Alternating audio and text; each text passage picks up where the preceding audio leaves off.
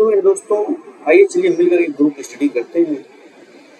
और इस सेशन में हम लोग देखेंगे कि जो भी यूपीपीसीएस और यूपीएससी में क्वेश्चन पहले पिछले साल के आ चुके हैं, उनको एक एक करके सॉल्व करेंगे। दोनों ही भाषाओं में इसका उत्तर लिखा रहेगा, अंग्रेजी और हिंदी दोनों में।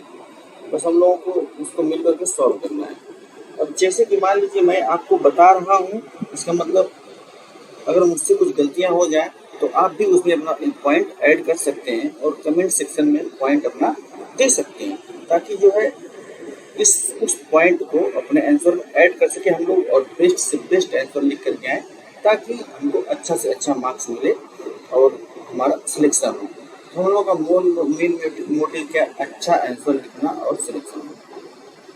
तो पहला ही क्वेश्चन पढ़ लेते हैं कि is the national commission for women able to strategize and tackle the problems that women face at both public and private spheres, give reason in support of your answer. 2017 की पॉलिटी में इससे संबंधित एक question है।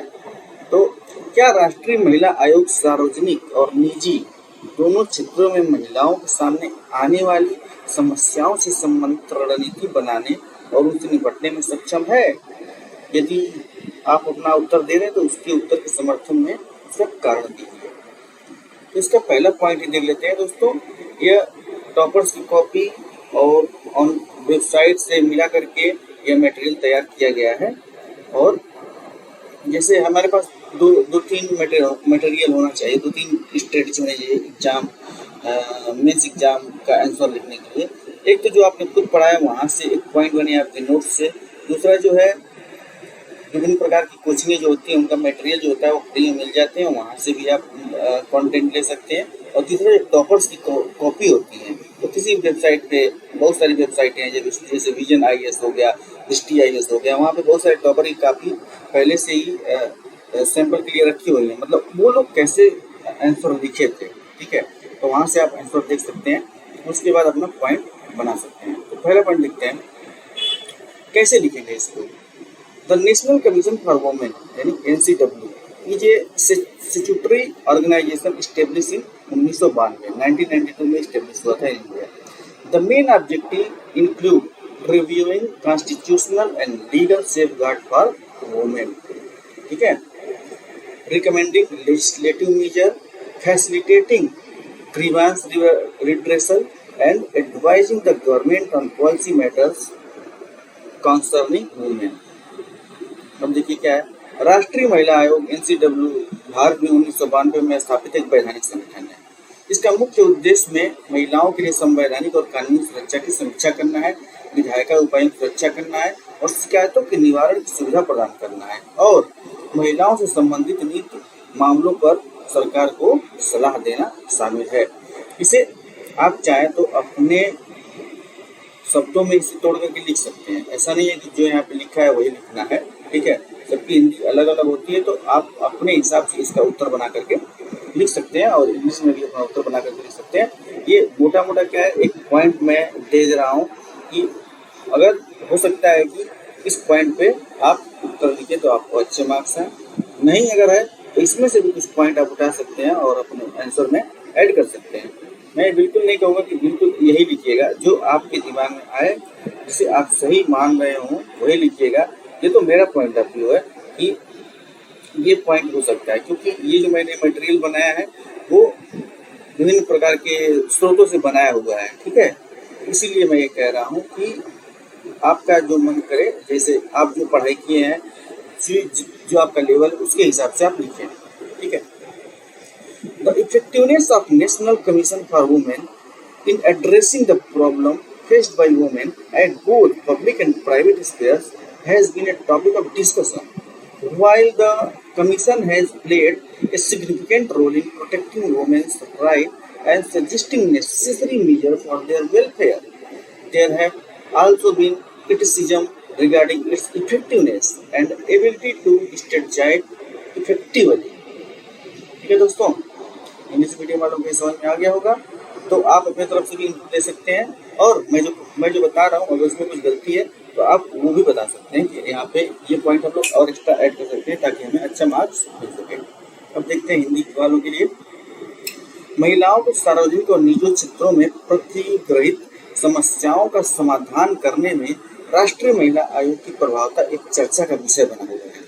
हालांकि आयोग ने महिलाओं के अधिकारों की संरक्षा में महत्वपूर्ण भूमिका निभाई है और उनकी कल्याण के लिए आवश्यक उपाय सुझाए हैं, लेकिन इसकी प्रभावता और प्रभावी रणनीति तय करने की क्षमता के संबंध में भी कुछ क्रिटिसिज्म रहे हैं, कुछ आलोचनाएं रही हैं।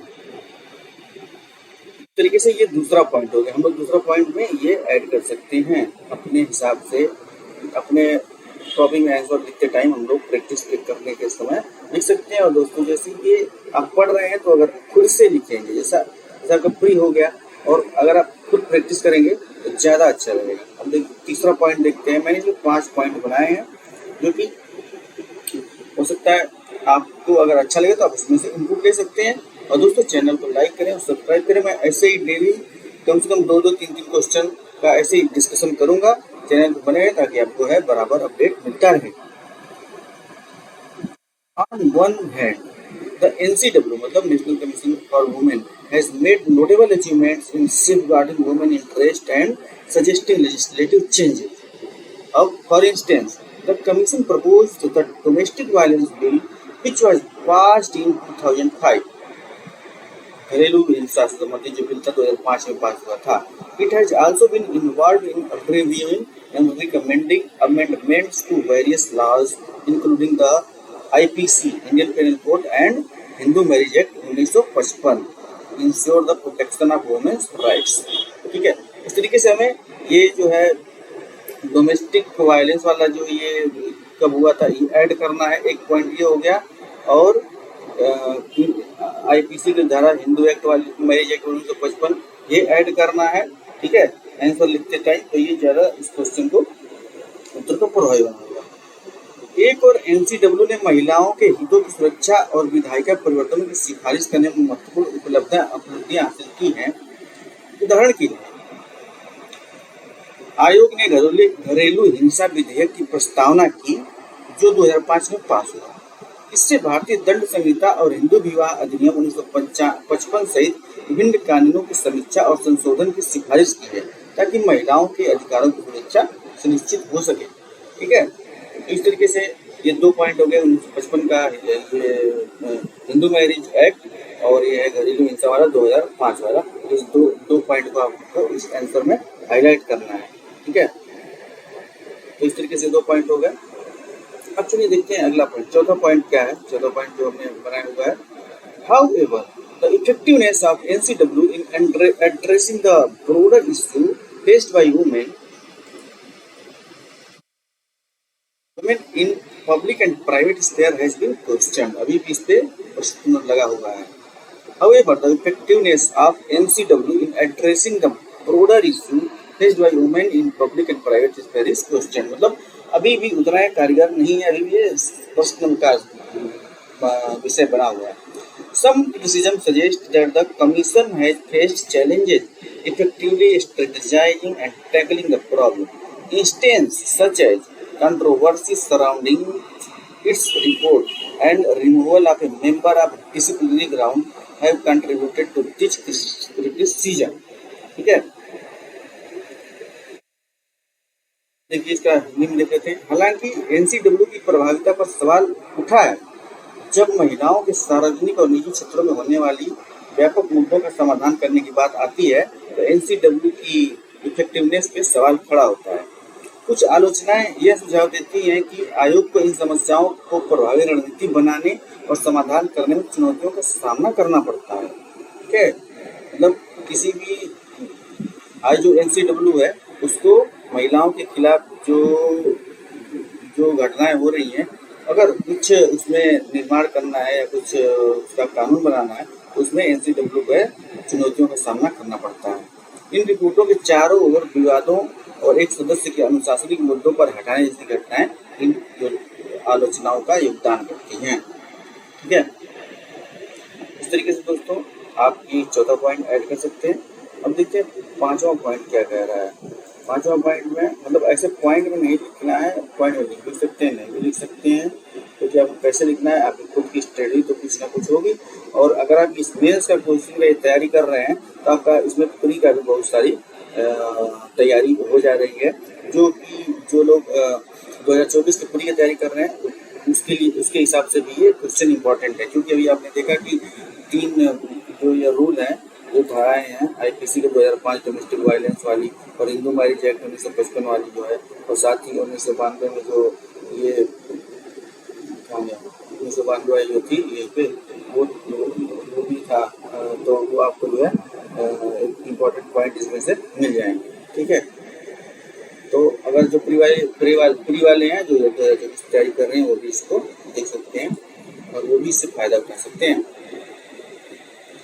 It is important to note that the challenges faced by women in both public and private sphere are multifaceted and complex.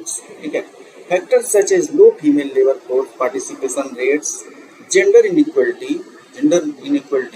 बहुत important है, violence against women and social and cultural barriers are contributed to the problem women face.